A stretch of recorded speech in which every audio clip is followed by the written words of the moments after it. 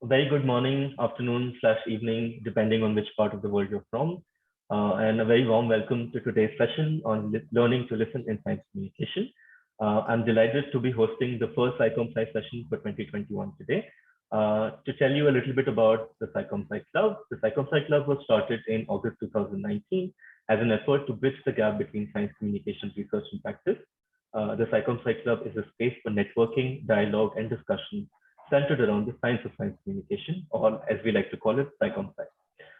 The club serves as a forum for exploring the research practice continuum within science communication, and it brings together science communication practitioners, researchers, enthusiasts, all kinds of people in sciences, from a very diverse diversity of backgrounds, to collectively learn about evidence-based science communication.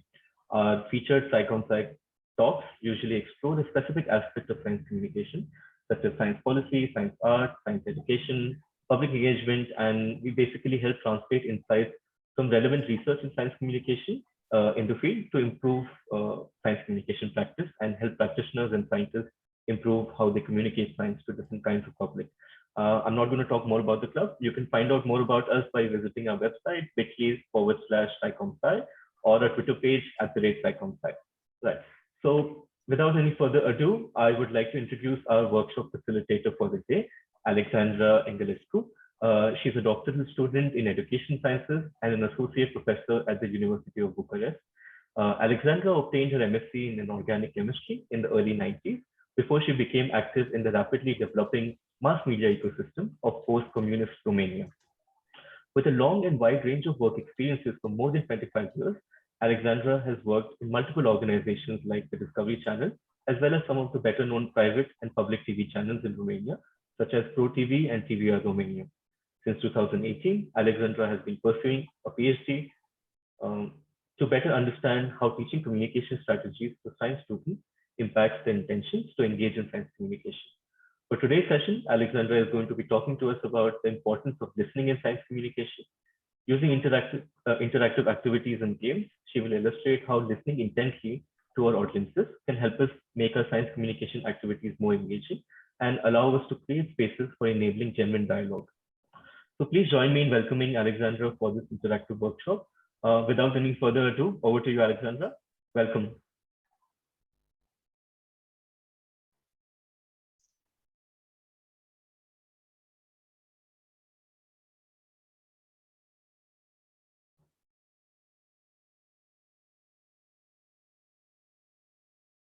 Hello, I'm very here as well joining, and I hope you all your heart and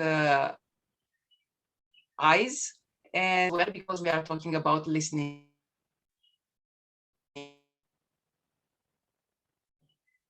here. As more people are joining, I won't dive at science world, so it better where I'm from.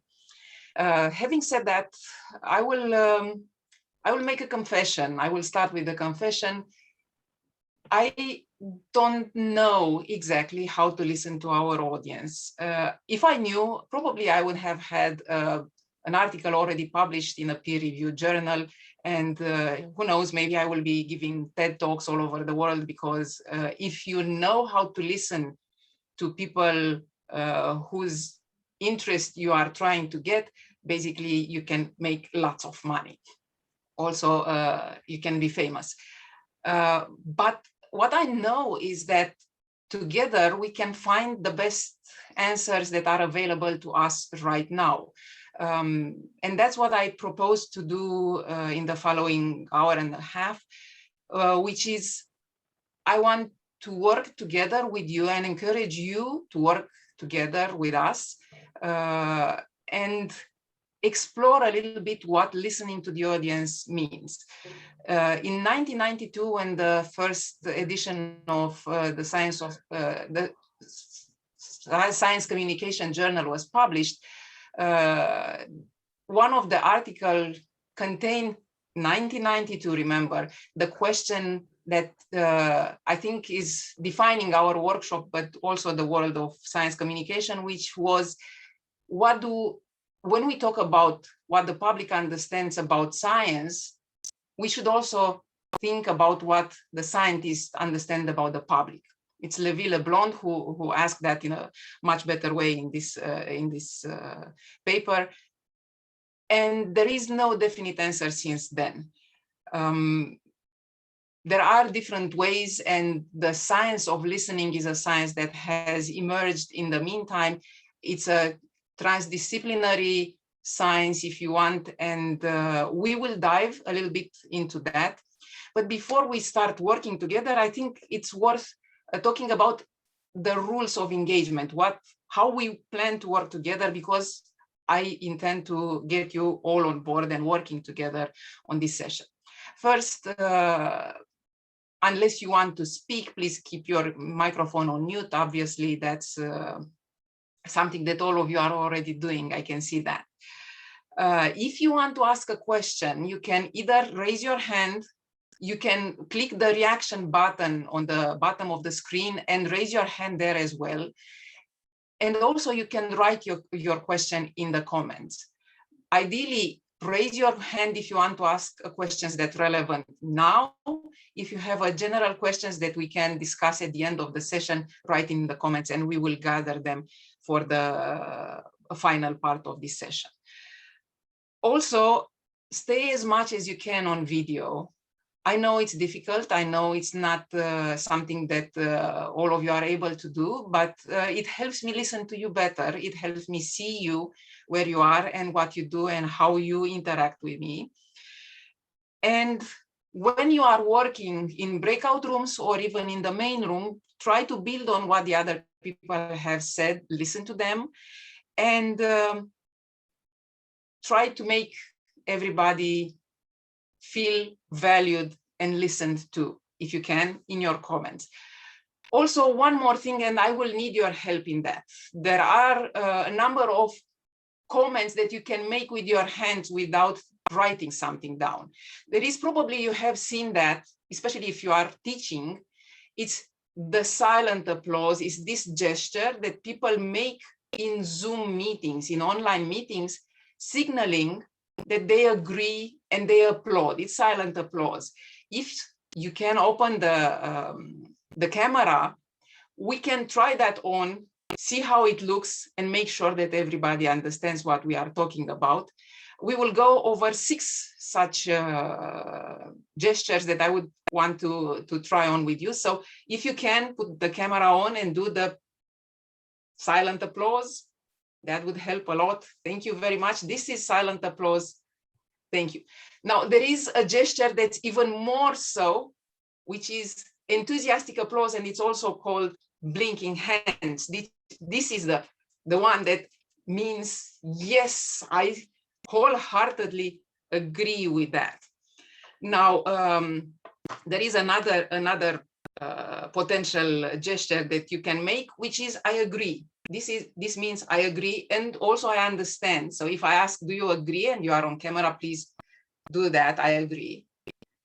There is another gesture. If you speak on camera, you might see me do that, which means either stand closer to your microphone or say more about this. This is more, yeah, more about it. The other one that I have prepared for this session, but you probably also are aware of it, is the one where I say, okay, faster. Can you wrap it up? Or can you speak faster so we can finish that and move on? And then there is the one that I already mentioned, which is the raised hand. Can you all raise your hand so we can see how it looks? Remember, you can also do it in the reactions. So these are the reactions that we can use during the session. And before we move further on, I have another game that I would like you to play to connect better with all of us, to connect with each other and see how much we are similar more than we are different. I ask you to come with a colored piece of paper. If you have it, take it in your hand. If you don't have a colored piece of paper, you can use a normal piece of paper, or you can use your hand and use it to cover the camera. The whole point is it makes it more fun to play this game if you have the camera on and you just cover the camera. If you do it, you'll see it looks colorful and also more fun. The objective of this exercise is to see how much we are similar and how much we are different, if we are different in any way. And the name of this exercise is True of Me. I'm going to say things that are true of me. And if they are true of you as well, I will ask you to uncover your camera. For example, I will cover my camera and ask you to do the same. And then I will say, I have had too much coffee today. And if that's true of you, I will ask you to uncover your camera. So some people didn't have too much coffee today, and I congratulate you for that. But then we will move into other things. So please, as much as you can find it in your heart to give me this feedback, open your camera, start your video, and let's try and see what is true of you from what is true of me as well. So if uncover your camera, cover it now and uncover it if you can see trees from your window. So a lot of people work in offices where they can see trees, which is good. Science says it's good to see trees from your window. It's good that you can see outside and you see nature. It helps. Okay, cover your camera and uncover it if it's cloudy outside where you are. It's cloudy here. If you are in a nicer place, I'm very happy for you. Okay, I'll cover my camera again, ask you to cover your camera again, and please uncover your camera if you need a holiday. People who need holidays, a lot of them. Some of them don't. Okay, Siddhartha, I'm happy you don't need one. Cover your camera again and uncover it if differences than before because they were online. Good. More. Uncover your camera if you have attended very boring conferences in real life. Oh, I'm sorry. I'm so sorry. I'm sorry. Cover your camera and uncover it if you have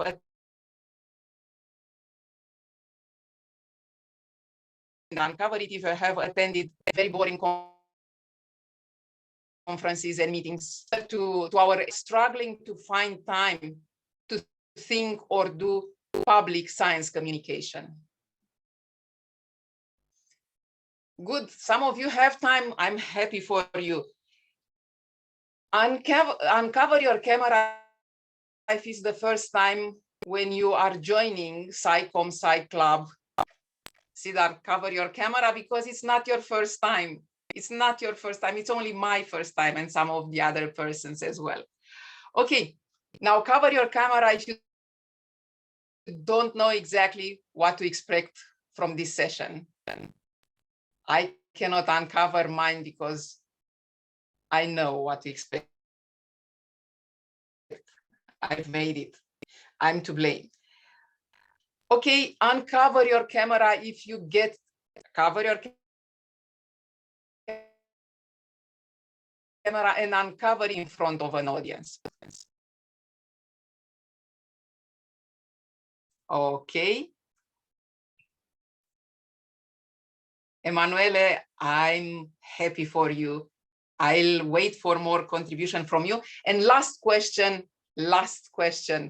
please cover your camera and uncover it if you feel like you are not as good as other people think you are in your area of expertise. If you have imposter syndrome, please uncover your camera.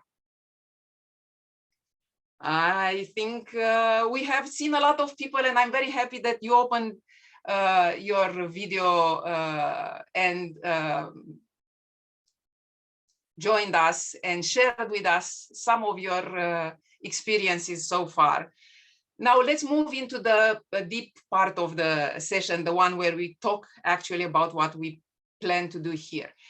And probably you are aware of the theory that says that you get more out of an activity if you have a goal related to that activity.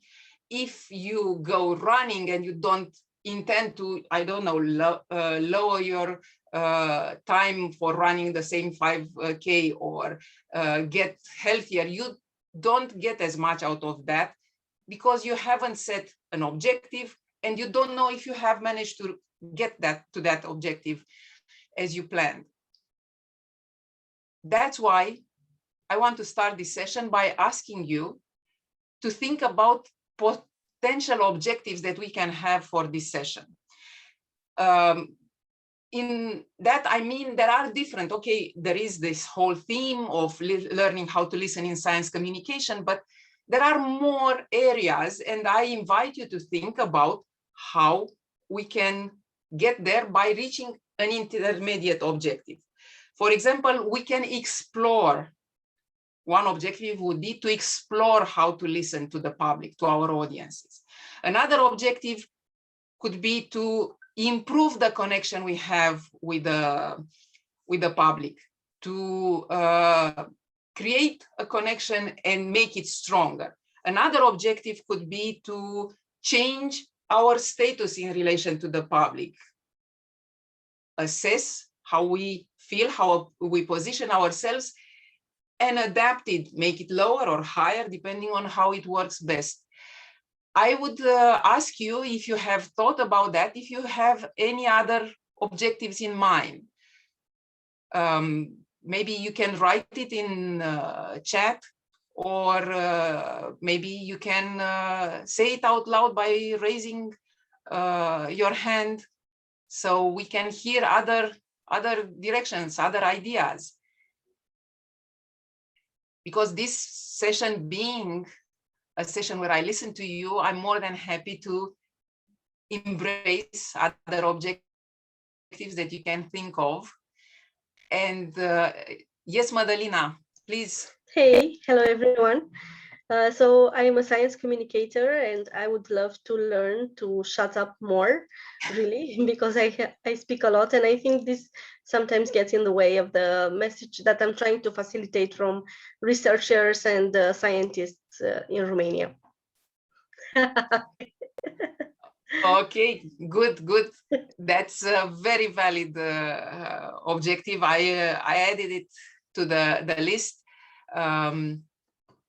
I will also encourage you, if you can think of anything else.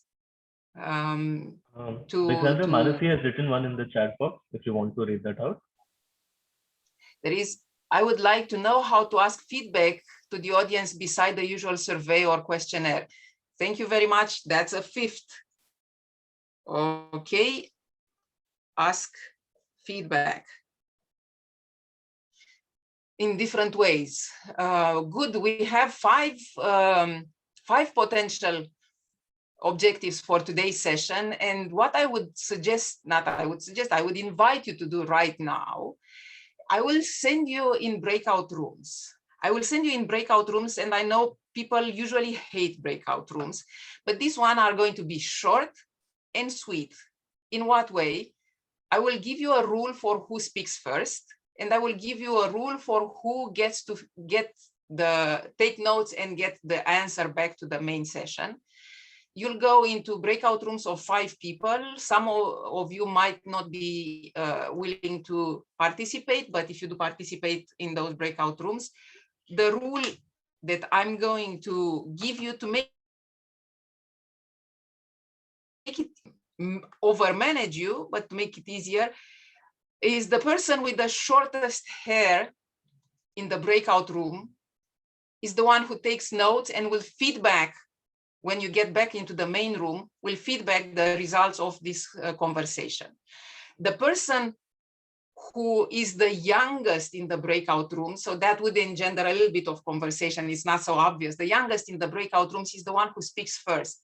And I would encourage you to look at the 5 goals. They are in the notes. You'll be able to see the notes while you are in the breakout rooms, and nominate the one that you like. And if everybody's on the same side, maybe during the 5 minutes, you'll think about reasons why this is the right goal. If you have 2 or 3 people who have very strong opinions that are clashing with each other, you argue nicely. Please argue nicely between the 5 of you in a way that would then get you to one answer. At the end of the 5 minutes of this breakout session, I expect each breakout room to have one vote, one preferred objective out of the 5 that were mentioned. Okay, so I'm going to create breakout rooms. There are 23 of you. I will create 4 breakout rooms to make sure that you are enough people to have this conversation, and I will get you back in 5 minutes. Okay, off you go.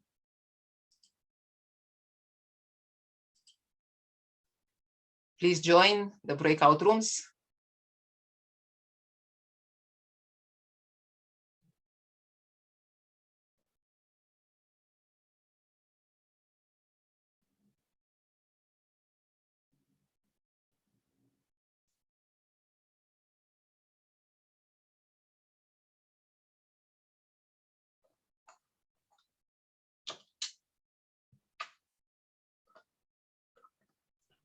You will get a pop-up on your screen asking you to join. You just need to click on join for you to join the breakout room.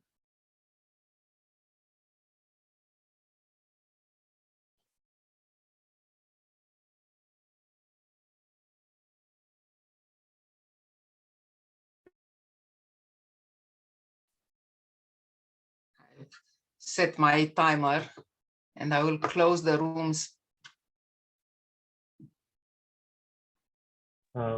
There's still 2 more people who haven't joined. Is there an issue? Can we help you in any way? Feel free to speak out. We'll be happy to help you if we can. Chani said that is joining from a coffee shop.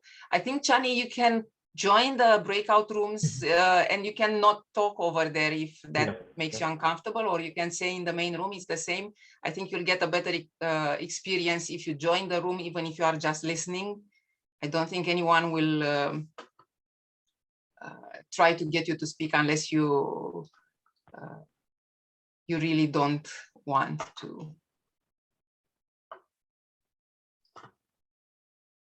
Great.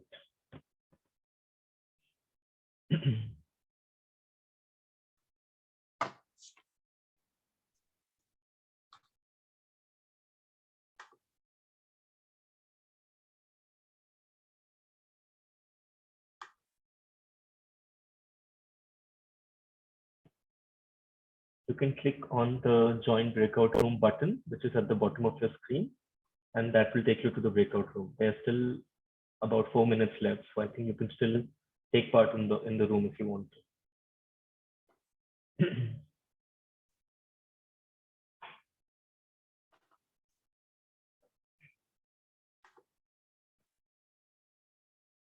Okay. Okay. Yeah. How is it? It's going well. I think people are a little shy, but they're not talking much, but that's okay. Oh, Sophia is joining. Oh, since you're the host, you'll have to click on. Hello. Thank you for joining. Hello. Thank you so much for joining us today. We have sent people in breakout rooms to work on the goals they have for this session. You are on mute anyway.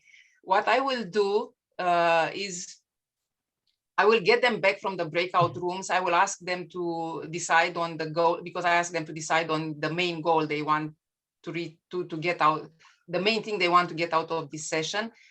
Then we conclude that, and then I will invite you. So instead of keeping you here for the duration of my rambling about what listening in science communication is, I will invite you to speak about your experience and how, if you can, how that moment of realization that basically by listening to people and including them, you can do better research. That's how I see it. Yes, absolutely. Yes, that's my whole that's my whole raison d'etre. So yes, I can say that. But that's fine. Great. I will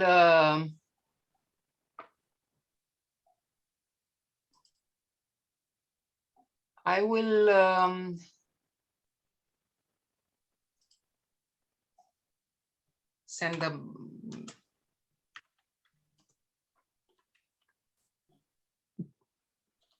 I don't know if they can see it because I haven't instructed them to look at it, and then I will close the room. I can see your message. I think it's showing. Should be fine. Yeah, it's very small. It's blue and very small. There are 2 more people in the waiting room. I will admit them, let them know they need to stay here.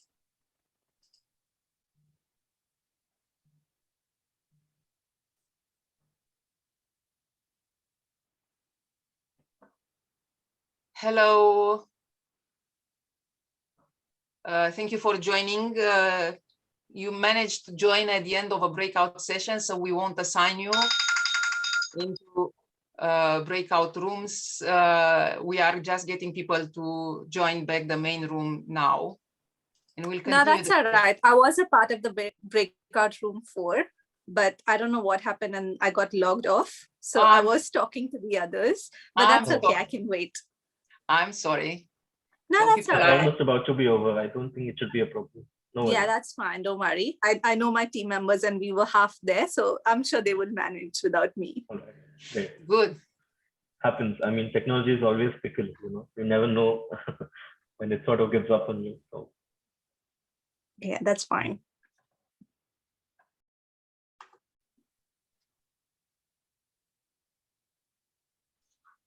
Wait, where are others coming back? I'm waiting for them still. They should be coming back because I closed the rooms, but they have 1 minute to come back. Oh. So welcome back, Amanda, and yeah, more people are coming back. And when the minute is off, everybody will be just back in the main room. Great to see you all coming back, and so many videos open. Thank you very much. Hope you had an interesting session. Right now, I would ask you to either raise your hand if you want to speak on behalf of your breakout room and tell us what your vote is, or if you are not comfortable doing that, you can write it in the chat and we will count the votes. I hope you are not voting for completely different sessions. Yes, Amanda, please do speak. So our group wanted to focus on the third objective, creating connection. And we thought that by creating connection that you're actually encompassing a lot of the other things in terms of learning how to listen and sort of thinking about how you're seen by the audience as well. And the questions that we had around that was how do you create those opportunities? So if you're running an online event, then you know often you're charged with the the program, so you're talking. So how do you create those opportunities to listen? And if you are putting your information out there online in a more written form, like a blog, for example, then you don't have that direct. So how do you create those opportunities for two-way communication? Okay. Thank you very much. Another Another option, another hand raised, or improving communication with the public for two-way communication. Okay. Another, I would look for 2 more insights. There were 4 rooms and I would need more insights on what you decided. May Yes, I? Ricardo, please. Please. Hello. We discussed a little bit, and there was a consensus on objective 1, and well, and maybe 3, but I believe the consensus was in objective 1, mainly because in the process of communication, it's very important to know what the audience want to know, instead of communicate what we should believe that the audience needs to know. And okay, yeah. Perfect. Thank you. One more. Getting feedback is the 4th. Thank you all very much. So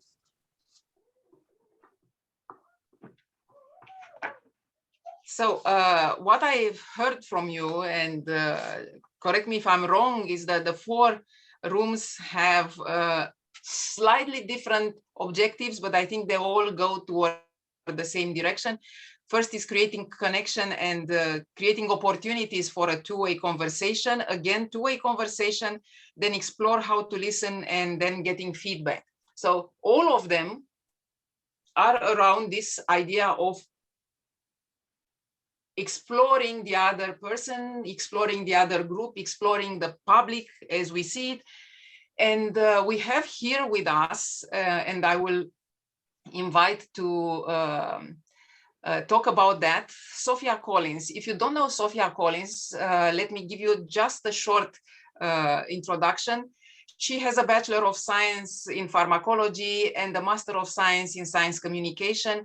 She has invented a program that is called I'm a Scientist, Get Me Out of Here, that has been running in UK and in other countries as well for more than 15 years, which gets high schooler to interact with science and scientists in a more engaged way.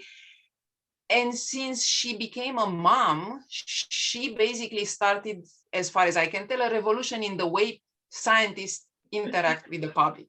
If you have heard of Parenting Science Gang or Nappy Science Gang, she's the one behind that. And I would ask Sophia to talk to you about what she does and how she does it. And then we'll get back and ask questions if you have any. Okay. Well, thank you. That was a marvelous introduction. Hello.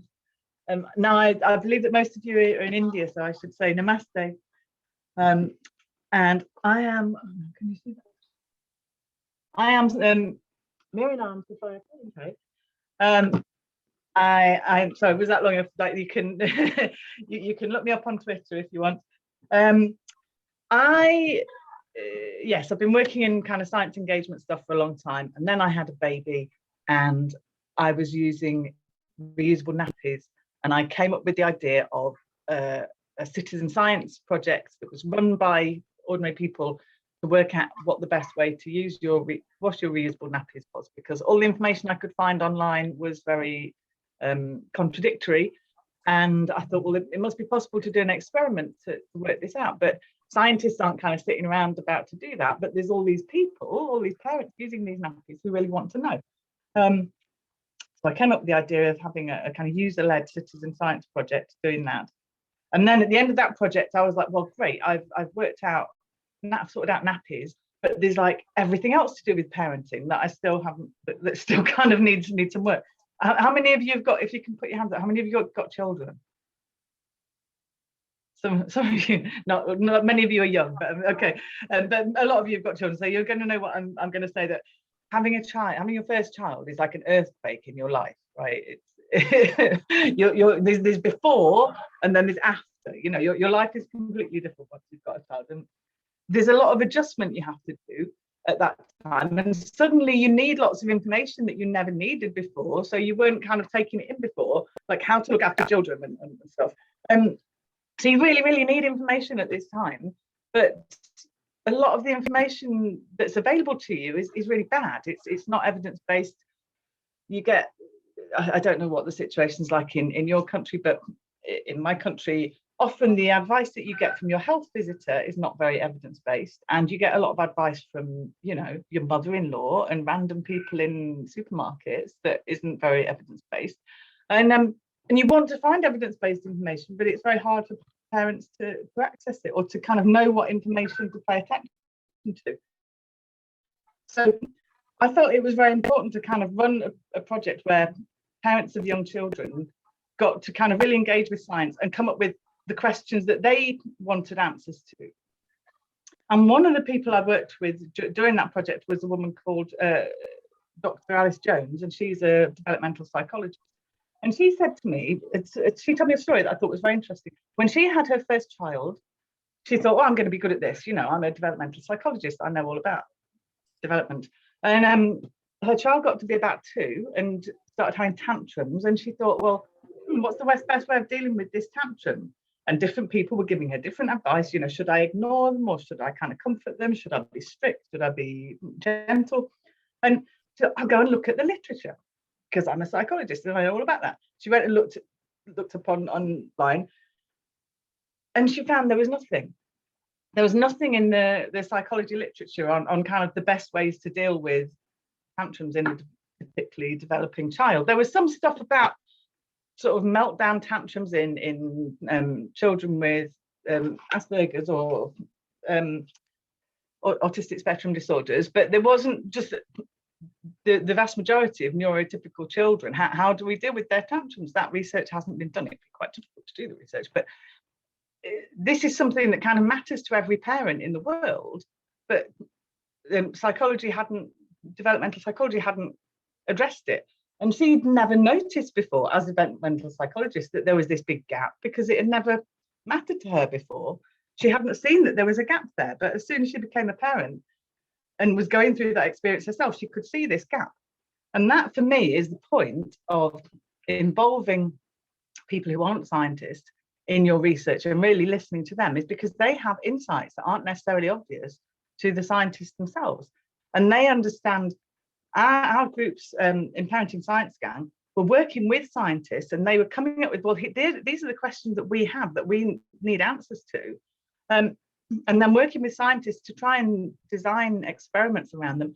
And they had insights not just into kind of what information was lacking that they needed, but the best ways of getting that information that they could, they knew sort of, where are the parents who would fill in this survey hanging out, you know, and what's the best language to use to talk to those parents and explain to them why it would be useful to them to fill in this survey, and what was the sort of terminology that parents themselves are likely to use that you should use in your survey that they will understand. And you know, we did exercises with the group at sort of looking at published papers, and at the beginning they were like, oh, we can't possibly understand these, we're not scientists. But after a bit going through things, they were like, well, actually, they tore one paper to shreds, because they were like, well, the terminology that these scientists have used to recruit people to this survey in normally used in those mothers groups. So actually, they've not recruited the population that they think they have, because they're using the words differently to how we think the people in the group are going to use them. So by really listening to people, and not just listening, but giving them some actual power, and that is the way to do this, because people don't really want to engage if it's just lip service, if you say that you're listening but you're not really. But if you actually genuinely give people some power, that's a reason for them to really pay attention and get involved, because people aren't stupid, you know. So I know I've only got 5 minutes, and I might have already, Alexandra, have I gone over the 5 minutes, or kind of? No, it's okay. I think it's not a problem of going over, because basically you are creating the framework for this conversation. Let's see if people have questions for well, you. I just wanted, I've got another of my low budget slides, which for this sort of short thing, it's easier to do a bit of paper than it is to type, PowerPoint. But in my low, I'll tell you a bit about it's PSP, if you want to look it up. Sophia, we cannot hear you because the paper is. Okay, well, sorry. So it's Parenting Science Gang. We had 2,500 volunteers took part in 8 different groups. They designed 7 experiments. It was user-led citizen science, radical co-creation, and we did most of it on Facebook. Facebook is evil but useful. These are my key pieces of information. Facebook, evil but useful, but it's very useful for reaching large numbers of people and having them interacting together and stuff, because the majority of online adults are on Facebook. And if that's okay with you, I will share in chat the main address of the Parenting Science Gang, where I know you have a couple of articles, not only on what you did, but also the other benefits of working with parents in getting them more interested in science, in getting them to vaccinate more, in getting them to have a better sense of their own ability to develop and do science. So I would say do visit Parenting Science Gang and also Sophia's own blog, because I know you have another project that will start soon. I have a new project which is starting at the moment, yes, called Depression Detectives. And we're going to take a similar approach to working with people who've experienced depression and working with scientists. Nazia in chat is asking, how does one ensure we cover a more diverse and well-represented demographic in a survey? Do you have an answer to that question? That's a good question. I think that you can't ever, actually, I think it's very important to try and cover all demographics and stuff. But in anything you do, it's not always possible to include every single possible person in the world, but what you can do is try and make things more accessible for everyone. For certain things, it'll be really important to, let's say, include hearing impaired people, or to include visually impaired people or whatever. And so for those projects, you would you hire someone to make a video in sign language or whatever. But for a lot of things, you just have to try and make things as accessible as possible, and that actually benefits everybody, as well as making it more accessible to certain groups. Does that make sense? But for certain things, you will need to look at something and go, well, look, we haven't got this demographic represented, and that's really important. So how do we find those people? And often it means finding the right organizations, say, to partner with, or finding, you can't just kind of put a call out like, hi, could more poor people fill this in, or more Black people, or whatever. It doesn't work like that. But if you find organizations who are working with your target public, and engage them and explain to them why you care about this, and that it's not just tokenism, but there are reasons, And everything is all about listening. So. And I hear you saying that you need to be intentional about getting those underrepresented communities. And also Amanda is asking, how do you encourage participation when parents can be keen but time poor? How do you get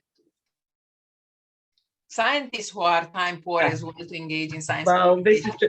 So, I mean, one of the reasons we did the project on Facebook was because that's where people, a lot of the time, people are kind of hanging out. Once you've got small children, you can't, you're not sort of going out to socializing or whatever in the evenings, because you're in with your children, or your children are asleep in the house, and you can't really go out. Or but you can kind of, once they've sit down and kind of mindlessly scroll Facebook, so that's where a lot of people are kind of hanging out and getting their parenting information and stuff. So we just sort of took the things that they were already doing, hanging out in these groups and getting parenting advice that way, and gave them access to science, to real genuine science, and doing science as we're doing it. And it was set up so that people could dip in and out, and there would be times when some people were just more interested in certain parts of the process, or they had more free time in certain parts of the process, so they'd be more involved at some points. And then they'd be less involved at other points, but other people would have more free time now and they'd get more involved. So sometimes all people were doing were kind of reading things and maybe clicking on a poll or something, or they'd maybe share a link to a survey or something like that, you know, in a group that they were in. Sometimes they would get more involved in a discussion or take a kind of an active role in a conversation, working something out. I mean, one of our groups, sorry, go on. If I can sum it up, there is no simple answers. I think it's hard work and a lot of goodwill. Do you agree? Or to get the parents, well, I think key is making it drop in and out, so that there's, if you want mothers with young children to come to a weekend-long workshop, that's never going to happen. But if you make it so that they can come and drop into your Facebook group and spend 5 minutes, and that's all they need to do that week, then that's easy for them to do. And if they've got longer, they can spend longer, they can read more things, they can reply to more threads, but you make it so it's very flexible for them. Thank you very much, Sophia. I encourage you to follow what she's doing, because in my mind and in Siddharth's mind, when we were talking about the best example of what listening in science communication is, we both thought about Sophia, and that's why we invited her to join us. And thank you very much, Sophia, for being with us and giving us the benefit of your experience. We will be moving along because we have a limited amount of time. I want to share with you a little bit of theory around what listening is, because listening is or has become lately its own subject, its own subject of research and theory. Now, probably you all have heard, because you are interested in science communication, about famous, and he's still famous, but he got famous for working in MASH. But then he went and hosted a series of science-based TV shows where he interacted with scientists and realized that they have a challenge in interacting with the wider audience. They tend to close in. And he started talking about how you can do a better job helping them help themselves. And he has this wonderful quote that I would say is probably the essence of what we are doing today, is real listening is the willingness to let the other person change you. Listening to the audiences, to our audiences, I'm saying audiences because I don't think there is one audience and there is one public, there are many, means being willing to get changed by what they tell us.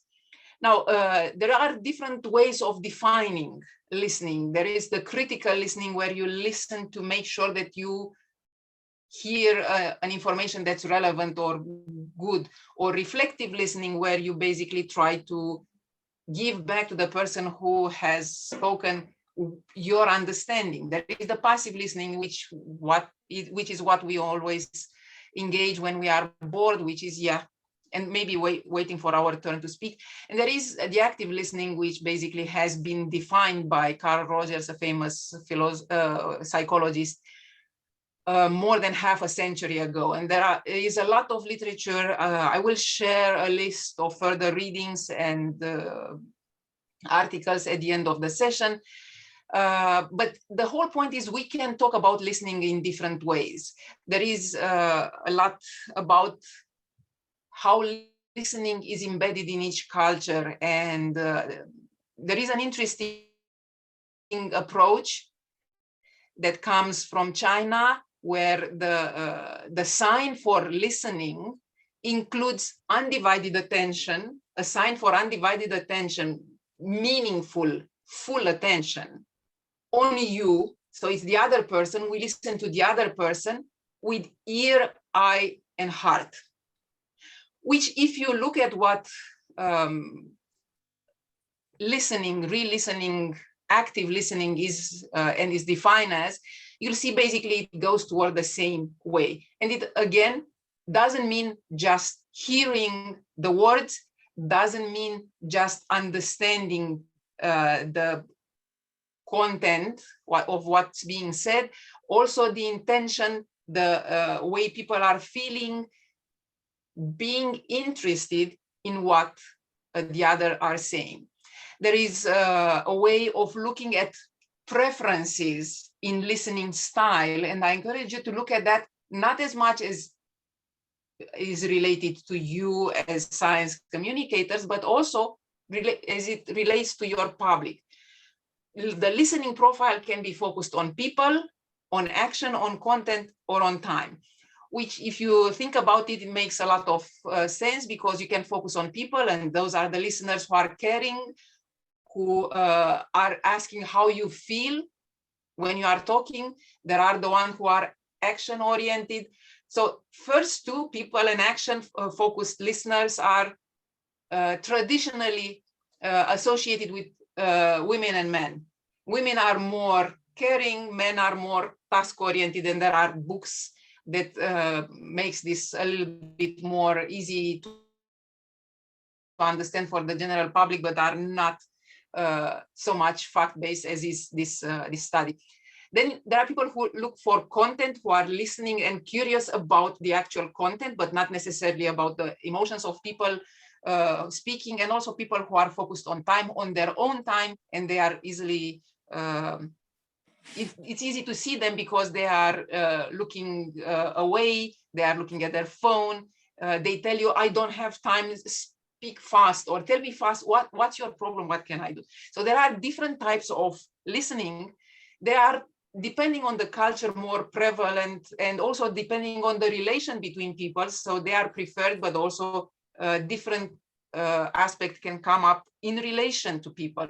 So when you are talking to an audience, keep in mind that some of them are more interested in what you are transmitting in terms of emotion. Are you enthusiastic, or in terms of content, or what you want them to do? So try and cover this one, but also be aware of how you are listening to them, because you are also in a preferred way of listening.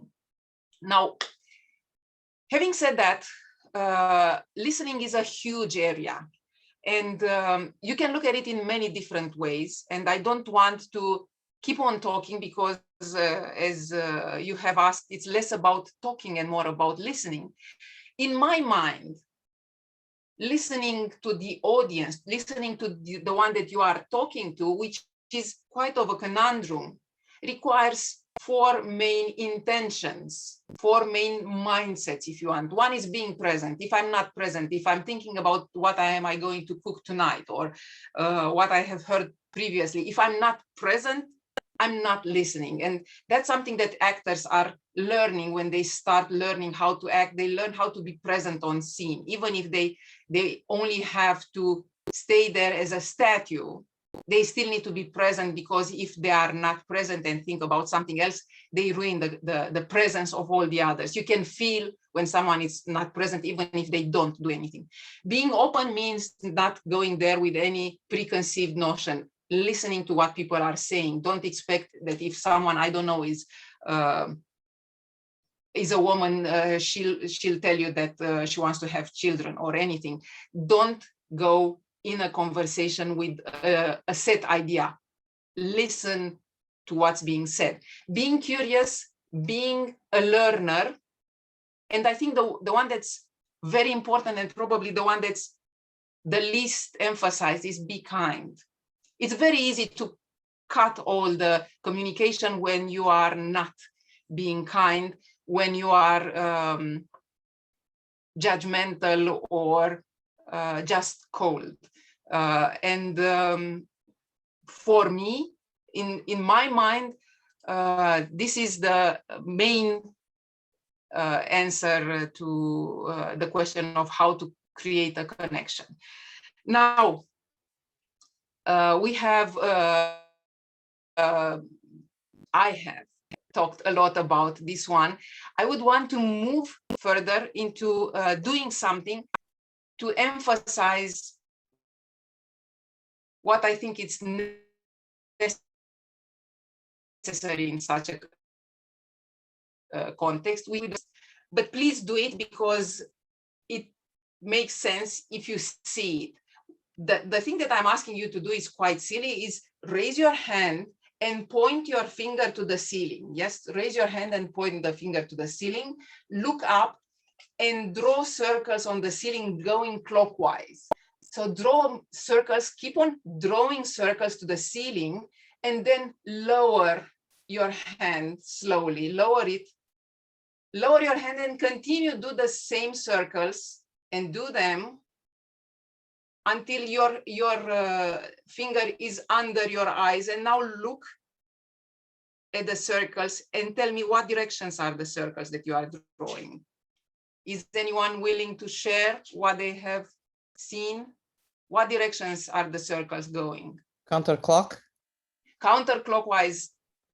Do you have any idea? You can stop now that we have. So do you know why that happened? I changed the direction. You didn't change the direction. Yeah, I start. Do it again. And do it again. No. Perspective. Same.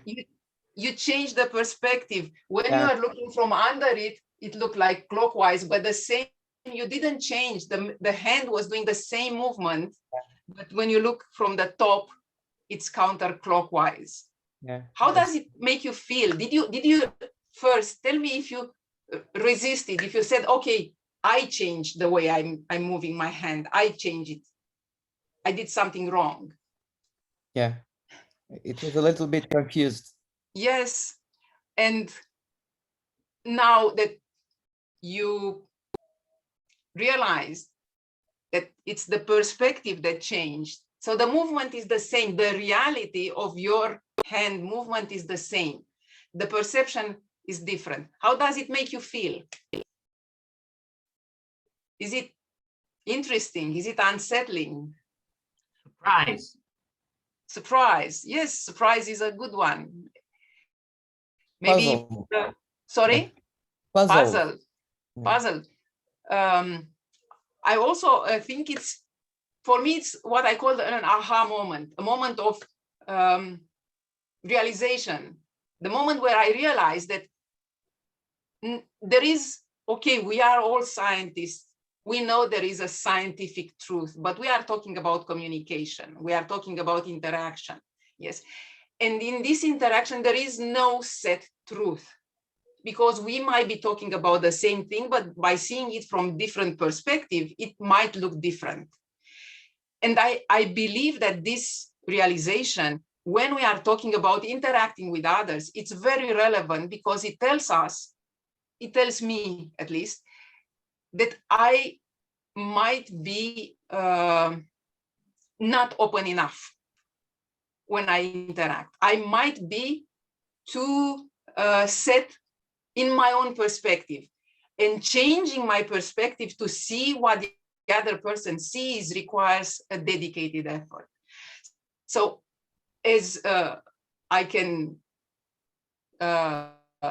try to give you this would be my insight from that one, and that's why I've done this exercise, is in order to listen and understand the audience, sometimes it requires an effort, sometimes it requires a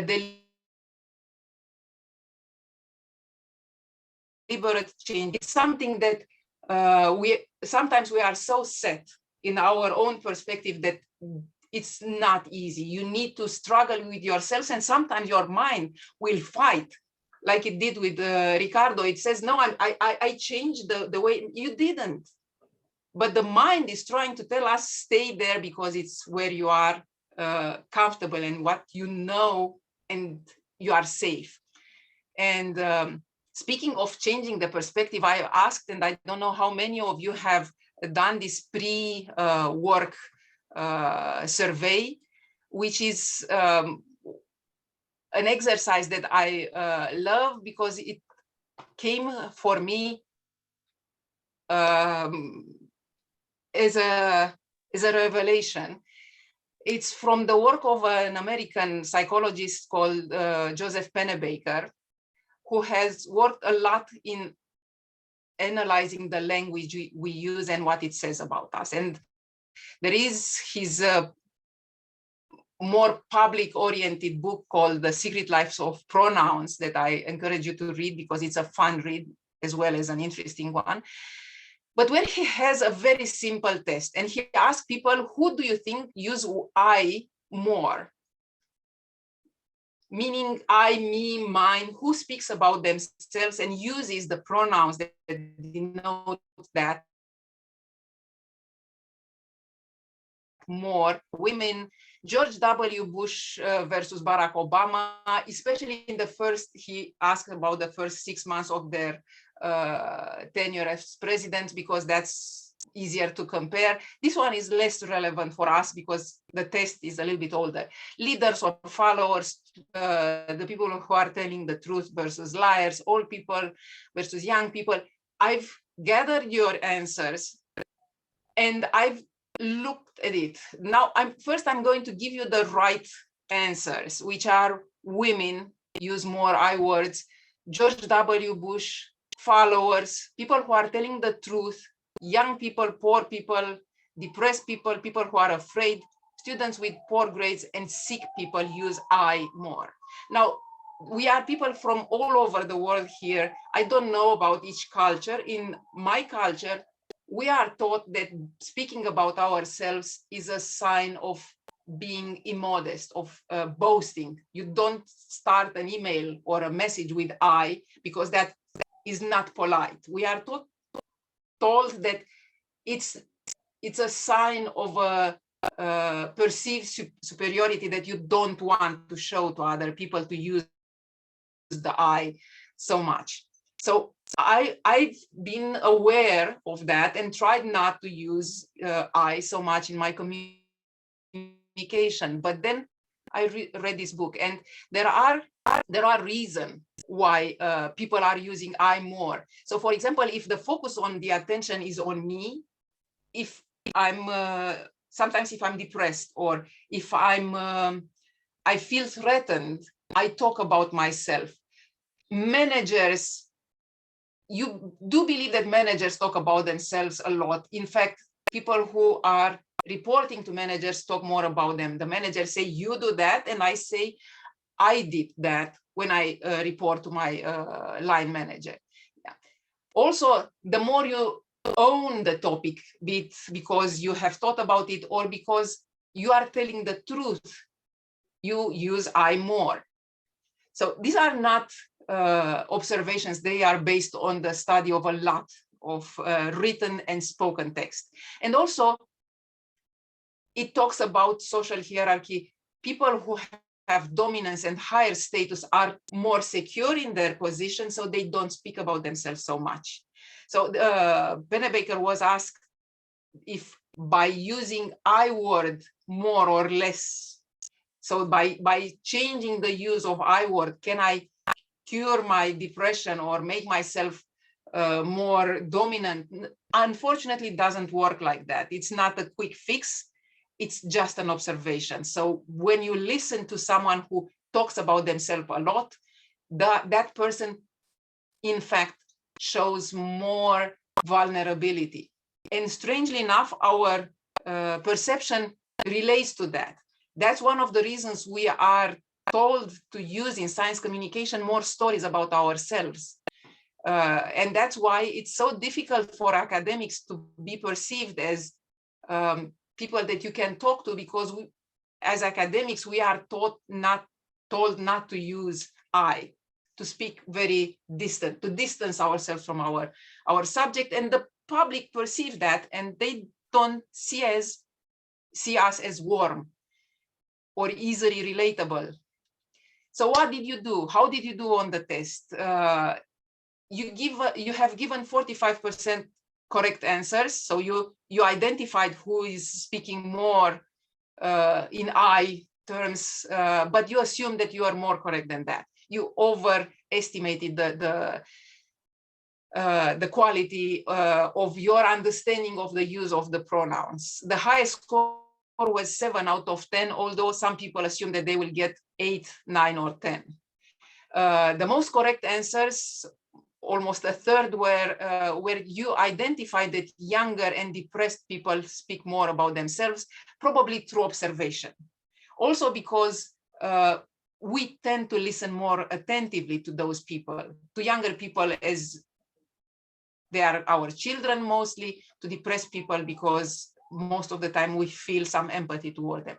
Most incorrect answers, so 75%, were about people with poor grades and people with less wealth.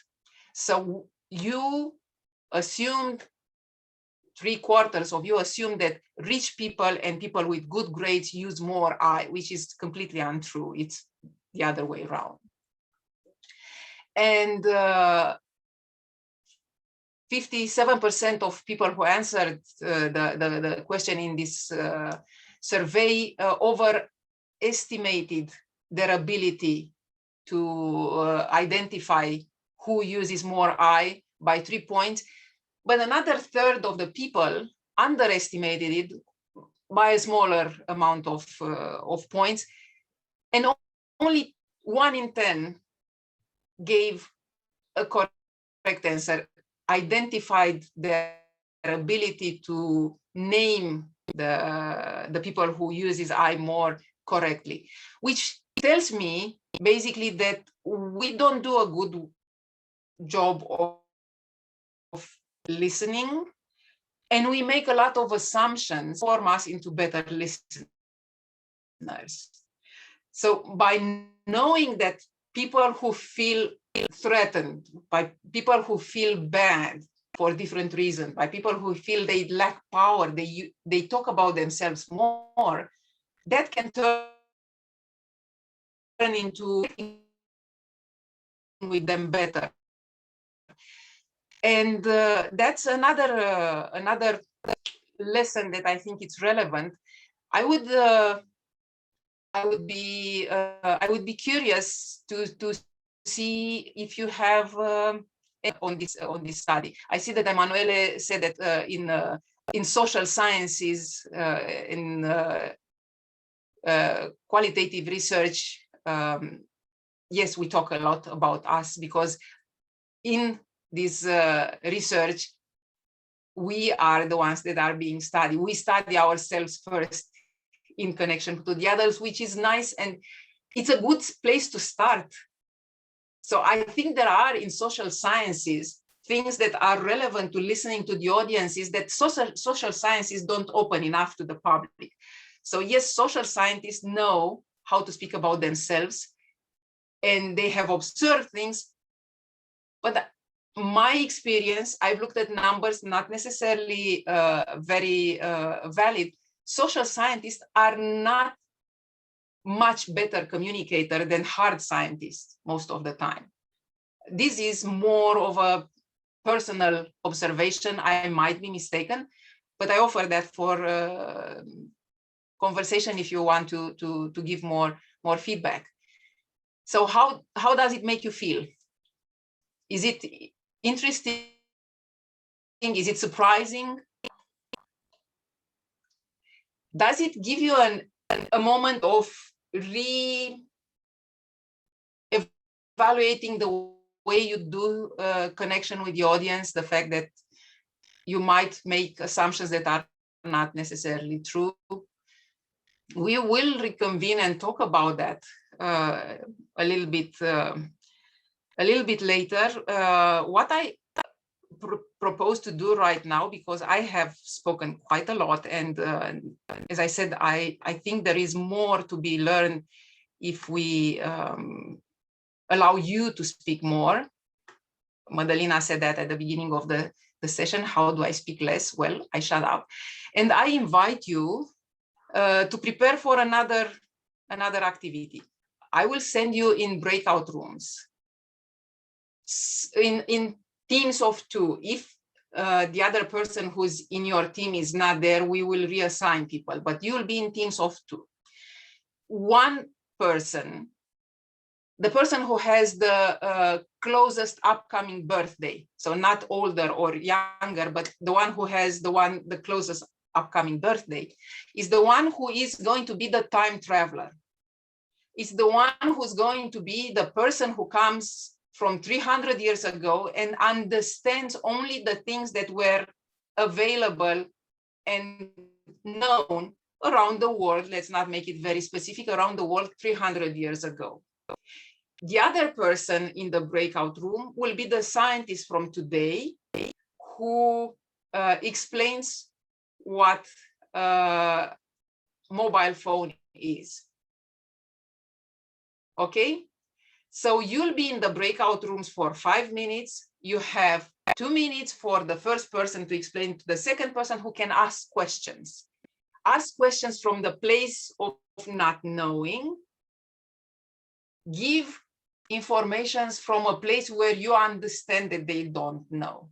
Try to make it as obvious to them, taking into account the fact that they don't know. After 2 minutes, I will give you 2.5 minutes. I will send a message to everyone to switch.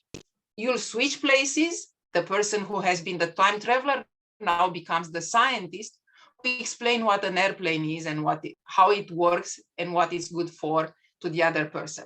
So you have 2 minutes to explain first mobile phone, then you switch and explain the other way around, the airplane. And then we get back and discuss about how it was for you. So I will send you into breakout rooms. Sorry, how back are we traveling? The time travel? Well, that's a good question. You'll have to ask me that when you get back, and I will try to explain based on the fact that you are either today or 300 years ago. If you are from 300 years ago, I will tell you how I did it. I did it by magic. If you are from today, that's more difficult because the science of today doesn't allow for time travel so much. But you go and you explain. Before you guys go, has everyone understood the instructions? It might be a little complex, so if you have any doubts, you can raise your hand and Alexandra can clarify it. Has everybody got the instructions? Cool.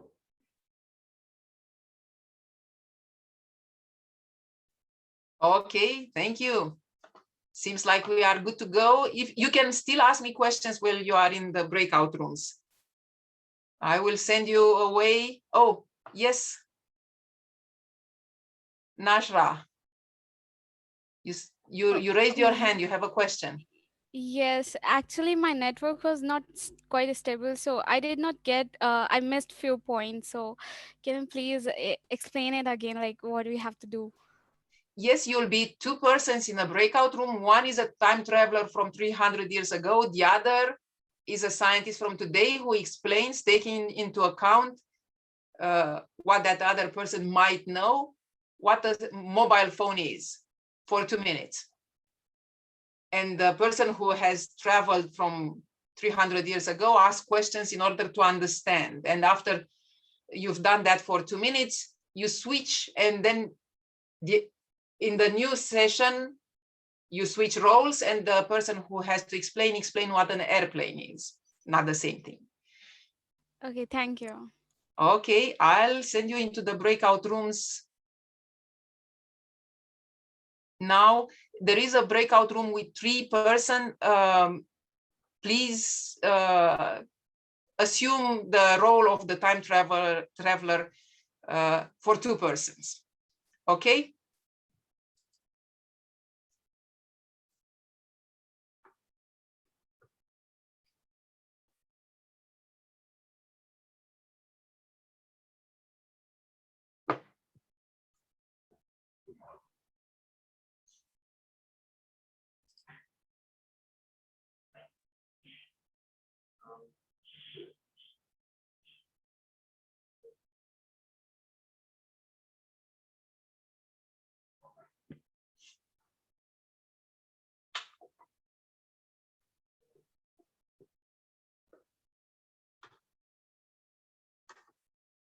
If you need help joining your rooms, let us know, please.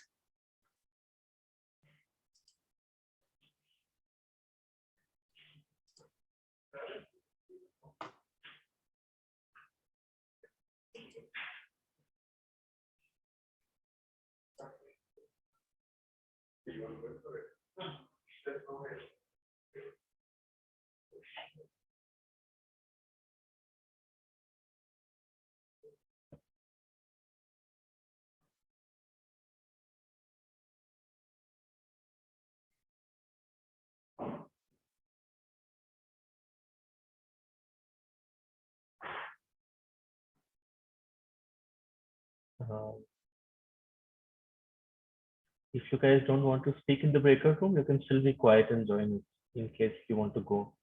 You just need to press the button at the bottom of the screen which says join breakout room, and it will take you to the breakout room automatically.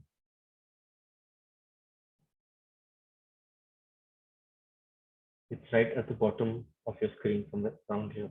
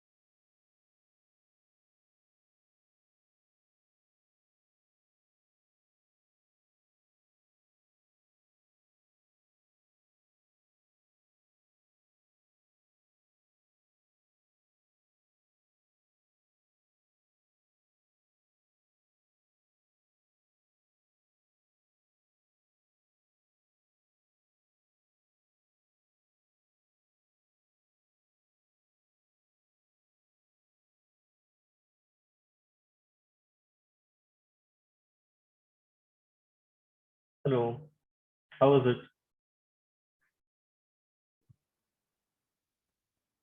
My connection wasn't working in the room, so I couldn't help. Oh, okay. The person I was with might need to be put with someone else.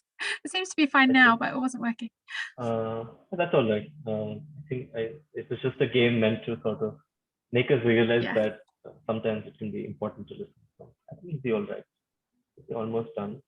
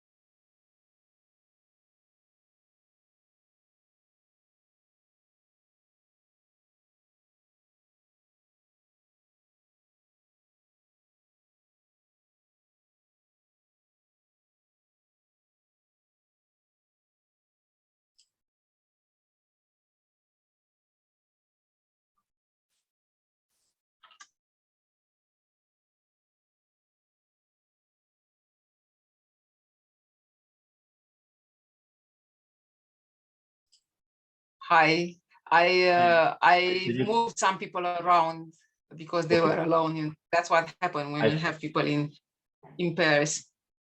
Yes, that's true. So Amanda's connection sort of didn't work, and that's why she was telling me to sort of go, and I think you got sorted. So that's cool. Okay. Okay. I will send a message to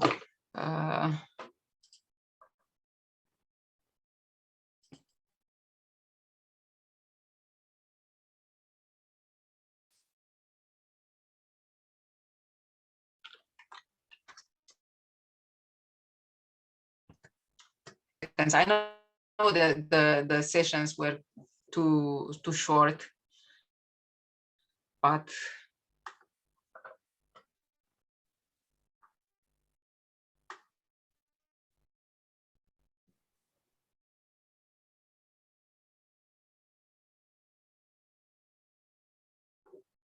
okay, I'll close the rooms and wait for people to join.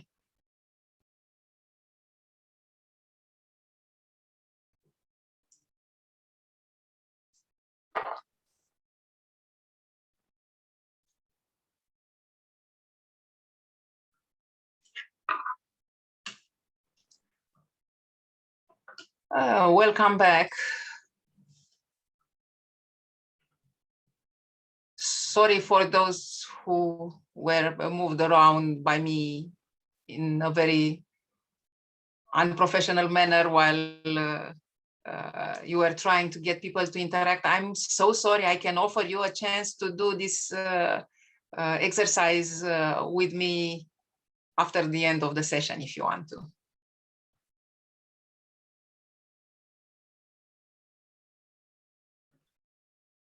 Okay. So, yes, people are joining us. Thank you very much for joining us back. Thank you. Thank you. I can see some people smiling, which, yes, thank you. Thank you. Which makes me hope that you have had a good time, or at least a fun time. I have some questions for you now that you have done that. You can either answer by raising your hand, and I will invite you to speak to all of us, or by writing in the chat. And the first question is, how did you approach it? Being either the scientist or the time traveler, how did you think about it when you started doing that? Was it, yeah, Pranita, please. Yeah, so I approached it like I'm talking to a child who doesn't know anything about the outer world, and asking for functioning of particular, like mobile phone or airplane. And it helped me to explain my partner more efficiently. Thank you. Thank you very much. How hard was it? Was it hard? Did you have to do a lot of thinking about that? Not exactly, because I do science communication for children too. So it wasn't too hard for me. It was actually fun. Nice. Good to hear that. Someone else. Thank you. Yes, Sreshta. Yes, thank you for getting my name right. So we also had a lot of good fun. We were only 2 of us in the group. So for me, the best part was to start from a point of relativity. Like for me, my example was to give the airplane one. So I kind of started with, okay, so how do you feel when you look at the birds? Is what I started with that question. So when you go into that relativity and the kind of experiences and the knowledge they already have, it's a good starter point to initiate a conversation and to make them explain things better in a way. Thank you very much. You made a very interesting point about creating a connection, a shared experience, asking questions at the beginning. Other experience, how did you, what strategy did you use to be able to communicate? If you were the one who were the scientist, but what strategy did you use when you were the time traveler? How hard was it to scale back your knowledge? How was it? So I think one way I was kind of, as a time traveler, for me, it was like to understand with my current surroundings and my current scenario to really scale it up to the future. Like I was kind of, probably it would be a wrong approach maybe, but I was trying to bring back from the future to my scenario and see, okay, this is how will the things work even now, kind of a thing, or will it be like totally different when I am supposedly taken to a different scenario and a different context in the time later on. Very, very interesting, and also a very different approach. There is no one approach. That's why I'm asking. There is no, oh, you do that, or all your experiences are relevant because basically the question is the same, but the way of approaching it is different. So how was the conversation? Was it, as a scientist, did you feel like you were above, you know, superior? Did you use your status? Yes. Not me, probably because I'm kind of doing my PhD in science communication. So I think that kind of just brings it up.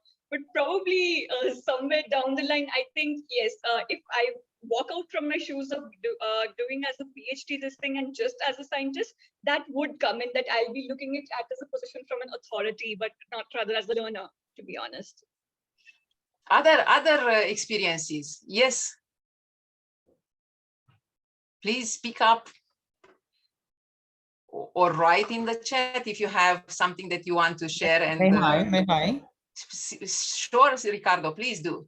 What I felt very interesting, it was that the conventional approach was that when I asked to the time travel, do you know what is this? But I don't know. I didn't ask that. Do you want to know what is this? You know, we assume automatically that it's very hard to change the framework and the intentionality, and we assume that the other wants to know, and we never ask, do you want to know what is this? No, we start saying, do you know what is this? I will explain you. Very, very good point. Very valid point. We never ask permission to give information, which is also something that I haven't thought about, and it's very relevant. Other experience. I see people moving, and you know, maybe you want to. Okay, how many of you, when you are explaining, use the idea of this is magic?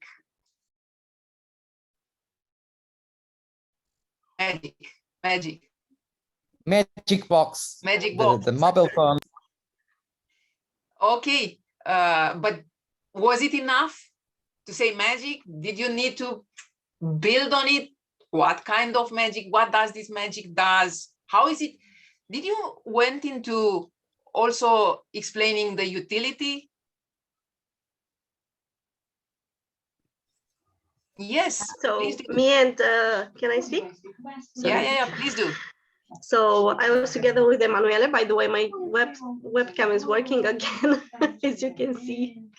And we realized that both of us, we had a different approach. Just a second. I don't know. And we had a different approach to how he explained it. So Emanuele immediately started to explain the how a mobile phone works, the technology.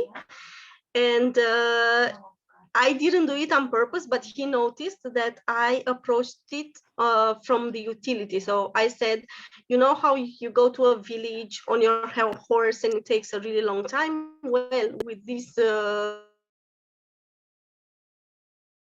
magic time. And I did not do it on purpose, but Emanuele was actually the one who noticed the difference in approach. So he focused on the technology and I focused on the utility first. Very, very valid point, and thank you so much for making it and for making it together by having this conversation, because I think that's very relevant and very useful.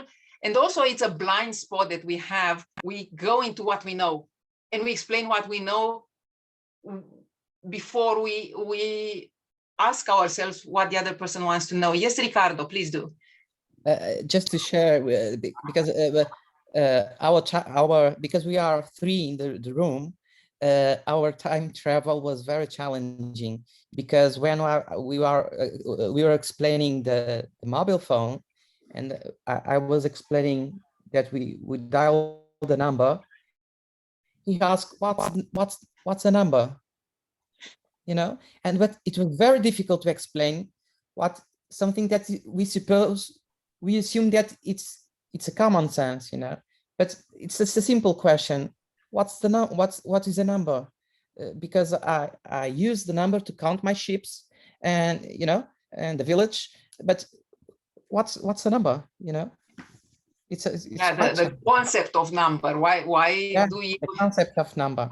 It's very hard to explain.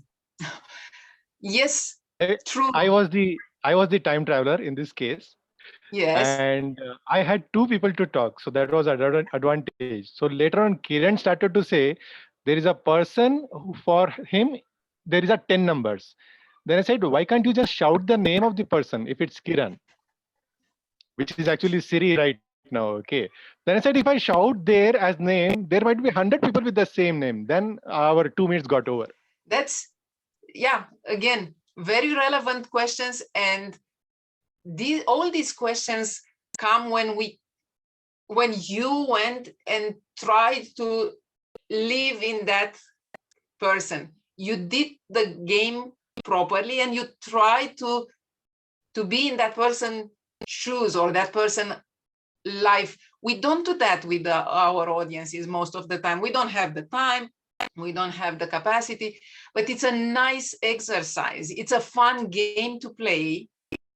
And I like to play games because they are fun, but also because they usually make some ideas that are difficult to accept easier to take.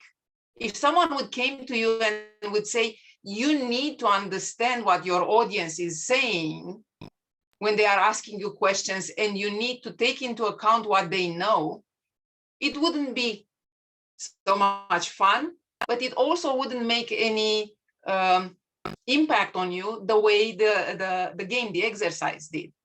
There is a famous YouTuber called Derek Muller.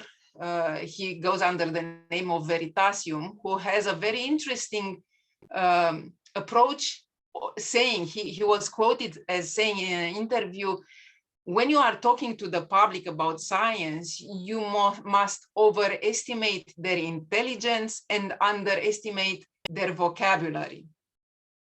The audience is not stupid. The time traveler from 300 years ago, it's not stupid. It's not even less powerful. It's just less familiar with the concepts that we live in today. And that's a shift, like the one with looking at the finger from down and from up. It's the same kind of shift.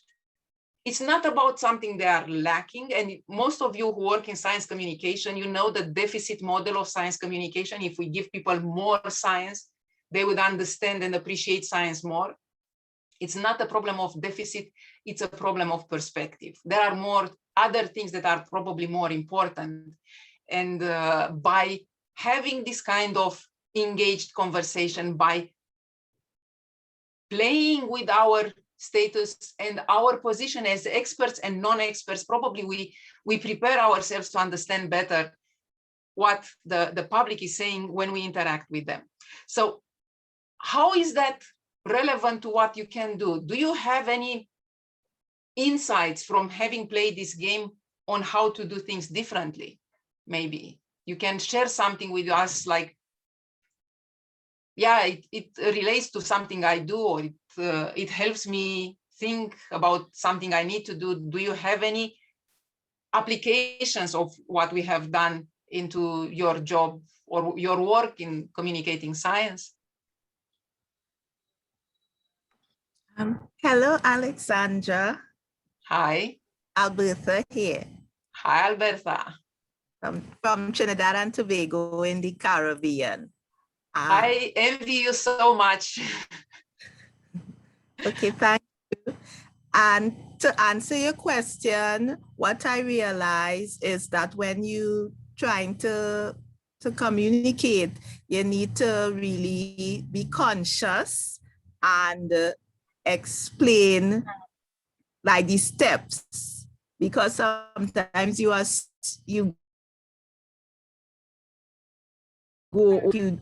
climbing up a staircase, but because you are a little more agile or confident, you will just jump over.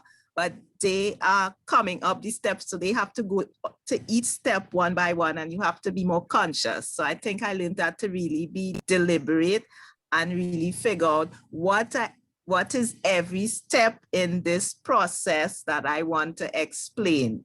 And it might seem like nothing to me, but it's something to them. Yes. Very good point, and thank you very much. And I want to share something with you. Before I started this session, I made a note for myself to make the steps of this workshop clear when I go from one place to the other, because in my mind, they are connected, but for you who are seeing them for the first time, they are not so obvious. So thank you very much. Even if you are on the other side of the world, we think the same. And I like this sense of being a big community with more similarities than differences. Thank you. Other perspective. Yes, Ricardo. And then Pranita. First Ricardo, then Pranita. Okay.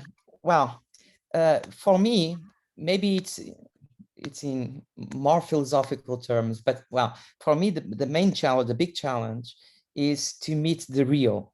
To know what people is in its diversity and in its contradiction. And what I mean is that I know what is, I need to know what is not possible to ask. And so yes, it's important to listen, to actively listen, but it's also important to observe. And what I meant to observe, in other words, is to listen what is not being said, you know. And for me, that's a quite interesting topic. And for that, in terms of methods, well, maybe we must leave the office and we go to the field to encounter the people to which we want to communicate, because the context, it's not to hear the voice, you know, it's not just to observe the non-verbal communication of the other.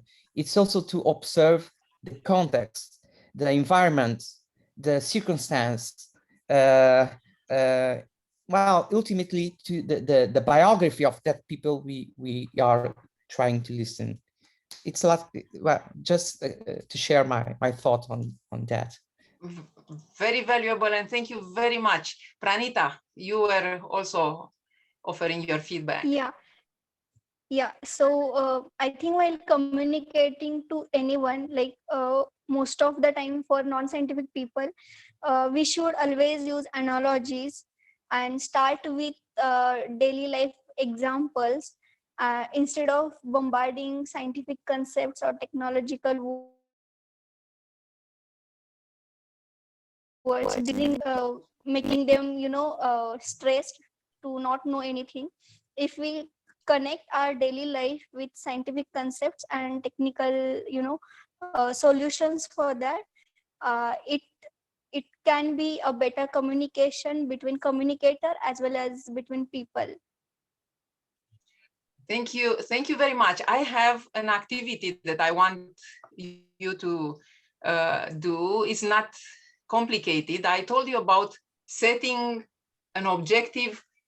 I also work a lot in what I'm researching around a theory from social psychology called the theory of planned behavior, that says that if you plan to do something, there is a higher chance that you will actually do it.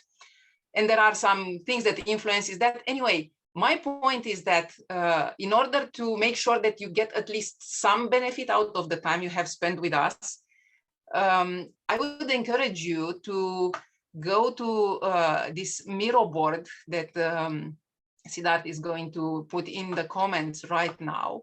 I will also share my screen where you can see that Miro board, and put on the post-it notes on that board, put one thing that you plan to do over the next month that is inspired by what you have heard or seen or said today. The way to do it is you see now my board, but you will go there as well. So you don't click on the screen, you go click on the Miro board. You can click on one, double click on the post-it note, and you can write on it if you double click on it, and you can write there what you plan to do and your email. And if you leave your email, we will send you after a month a reminder, and not use it ever after that. It's our promise that it's going to be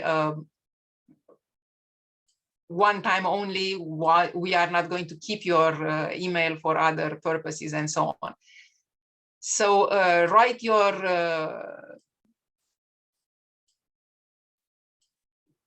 proposed activities. I've separated some papers so you can write on them, double click to make them reactive, and write there your planned next activity, next step, something that you will do differently or you will start to do.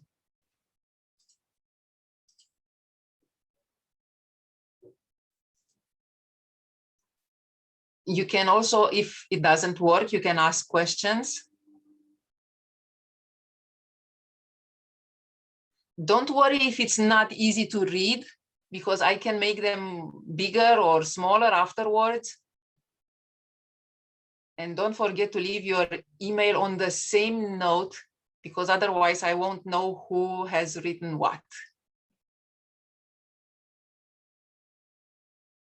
I can see some interesting ideas. Provide more spaces and opportunities for my audience to actively talk to me and for me to listen intently. That's Siddharth. Thank you, Siddharth. It's very good. Okay, let's see more. Let me make them bigger.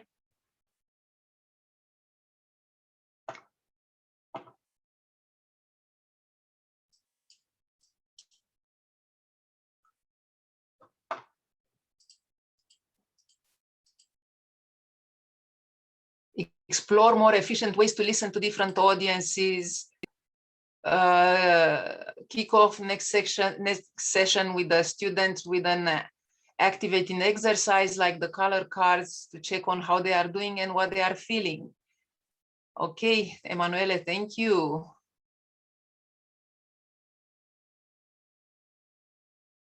One question in chat, let me.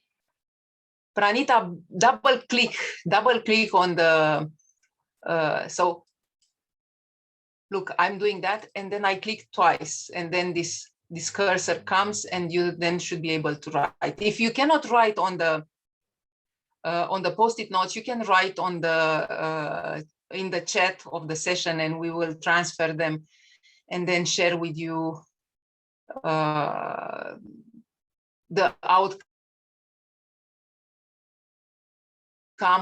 This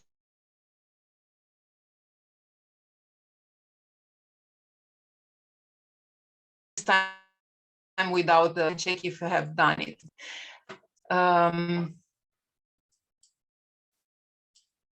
Yes, you can also write besides this one.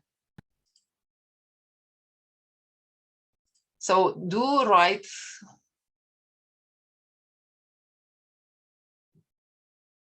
Okay. So if you are from joining from a mobile phone, Yes, do write it in the chat because it's Miro. It doesn't work very well with phone. To explore more efficient ways, try to explore more if you ways write it to in the listen. chat, I'll put it on the Miro app. So please feel free to write in the chat. Okay, okay. So in the meantime, while you are writing, you can also put it in comments. Someone put it in a comment here. I will read it as well. Never underestimate my audience. Look at more effective method of engaging with the audience. Yes, for sure, that's true. Write some more. You can put them as comments as well. I will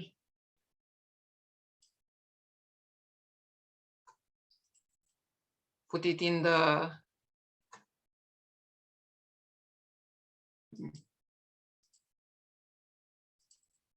on another. Doesn't work so easily.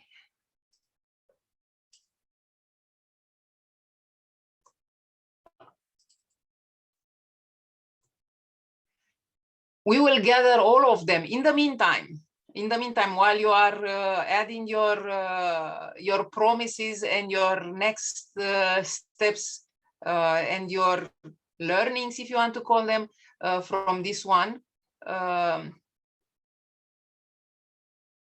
Srushti, you want to ask something? You raised your hand. I can see. You can speak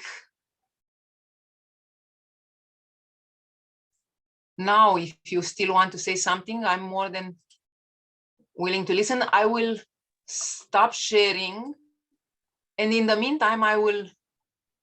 May I? Sorry. Yes, Ricardo, you were also. Sorry, just to share a practical thing that.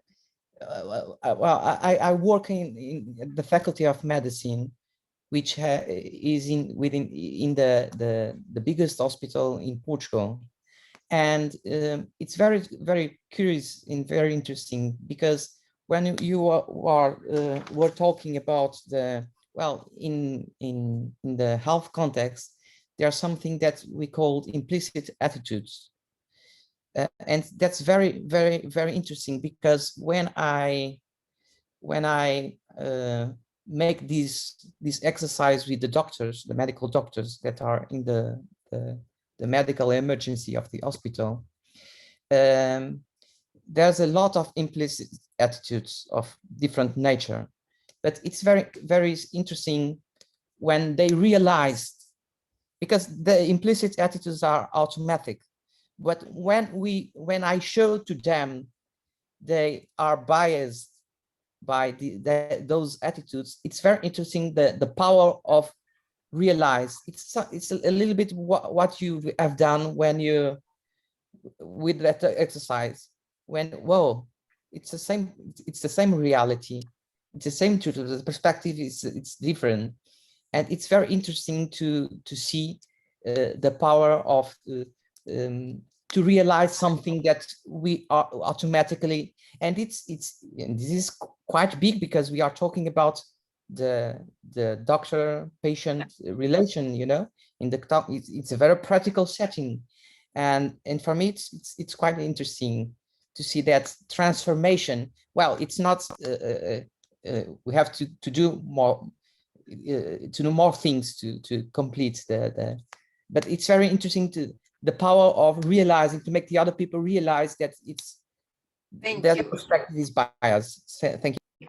Thank you. I think what you say is very relevant. It also touches on something that we haven't talked about a lot today, which I just mentioned it, which is the status. Doctors usually assume a very high status. A lot of scientists do that as well. And that makes it very difficult to people who work with them, patients or public, to interact properly. So yes, there is a huge need to get people to understand their implicit biases, and sometimes playing games, silly games like the one with the pieces of paper, or the one where we did the circles on the ceiling. Playing games makes it easier to get this kind of point across, because it doesn't meet their implicit biases face on. It goes around this wall that we have built around our own identity, but I think that's another issue for another meeting. I would say that we are going toward the wrapping of this session, the end of this session, and I want to say thank you. And I really mean thank you, because I believe that this session told me more than I had in mind when I started. I think you have, all of you, told me more than I have told you. And I think that together we have created a little bit more knowledge than each one of us had before this session. I think co-creating is something that is very relevant in today's sciences. The social scientists around us in this group are more aware of what I'm talking about, but that's true also for the others. It doesn't mean that we should go and ask people on the street how should we research the big novas and the dark matter in physics. It means that it's worth looking at what people are asking, because some of their questions, which the scientists, the experts might think silly, might be more relevant even to our research than what we think. But going back and talking about science communication and how we started this session, I want to share with you my main point. My main point is, how have I listened to you today? Because in my mind, this session is a model of how basically you can listen when you are talking to a public. And what I did, and I can share with you what I tried to do, and then you can judge and tell me if I did it or not. I tried to connect with you. I tried to listen to you. I tried to agree on a shared language. I shared with you my signs, and I encourage you to experience them. I asked you to reflect on the goals. Thinking on the goals is relevant also for the learnings that you'll get, because you are intentional about the processes that you are doing during this workshop, but it's also part of me selecting what we will do and how we will approach things as we go along. I had 3 different activities, and I selected one based on the goals that you told me, the one that I thought was the most relevant. I invited your reflections, and a lot of sessions might have this reflection times. Even I'm not good enough. And here I understand Madalina very well when she said, I don't know how to shut up. When I'm asking for reflection, I should keep the silence more, give you more space to speak, because that's where the learning happens. Theorist in the learning space, John Dewey, said that you learn not by what you hear, but by what you reflect on what you hear or see or do or experience. So reflection is the most powerful way of interacting, but also of learning.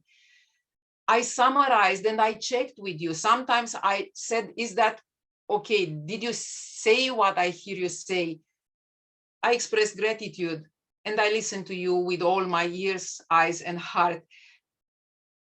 But most of all, I invited you to be part of this session and not just participants. And I think in my mind, this is where it starts. This is not where it ends. This is where science communication and listening to the audiences starts.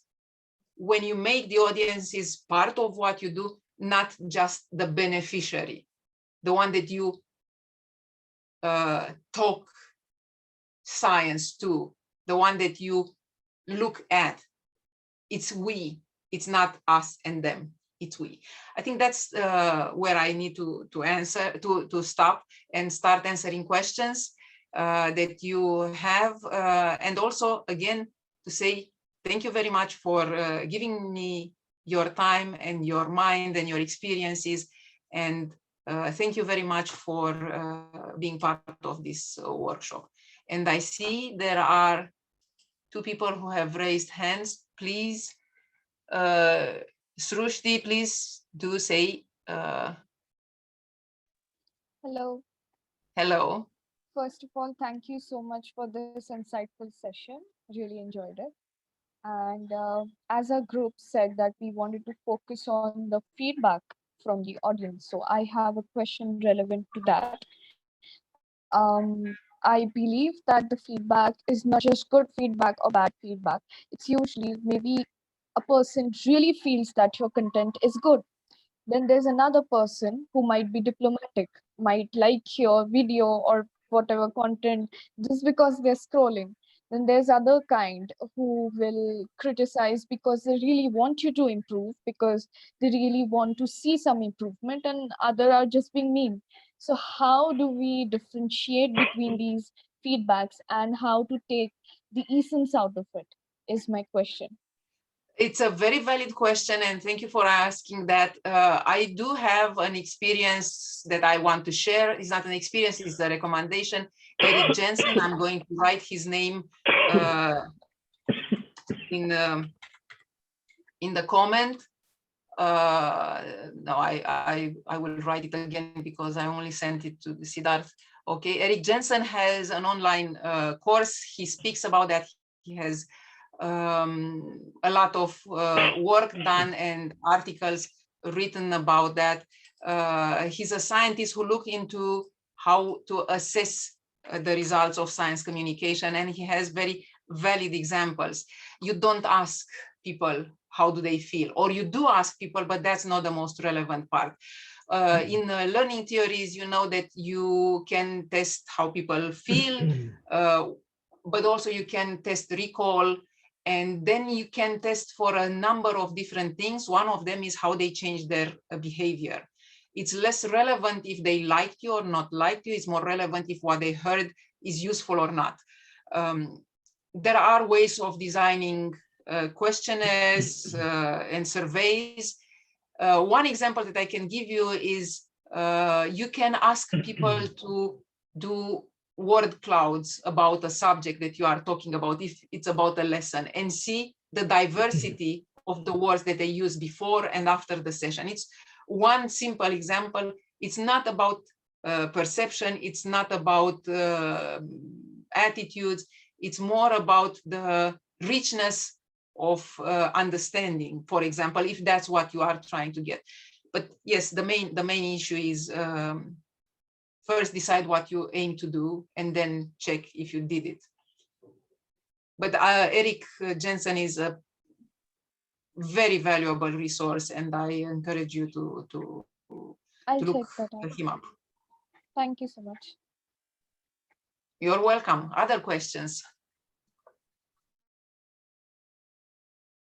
Siddharth has if I could just chip in.